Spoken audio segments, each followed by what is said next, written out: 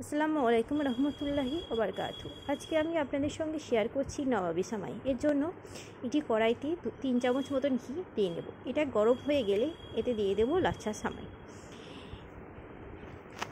লাচ্ছা সামাইটা দেওয়ার পরই একটু ভালো করে নেড়ে চেড়ে নেব। এরপর এতে দেব চিনি। এখানে আমি বড় চামচে 2 চামচ মতন ব্যবহার করছি, তবে আপনারা যেমন মিষ্টি পছন্দ করেন সেরকম পরিমাণ মতন চিনিটা দিয়ে নেবেন। এটাকে ভালো করে মিশিয়ে নিলাম চিনি আর সামাই। এরপর এটাকে একটি পাত্রে তুলে নেব। এরপর এই পাত্রে আমি দিয়ে দেব দুধ। এখানে আমি 500 গ্রাম মতন দুধ ব্যবহার করছি। এই দুধটাকে ভালো করে ফুটিয়ে নেব এবং অপর দিকে একটি মিশ্রণ তৈরি করব, যাতে এই দুধটি খুব সহজে ঘন হয়ে যায়। এজন্য আমি কাস্টার্ড পাউডার ইউজ করব। এখানে আমি 3 চামচ মতন কাস্টার্ড পাউডার নিচ্ছি এবং এতে দেব কিছুটা পরিমাণ ঠান্ডা দুধ। এই ঠান্ডা দুধটা আমি আগে থেকে একটু তুলে রেখেছিলাম। সামান্য পরিমাণ দুধ হলেই হবে।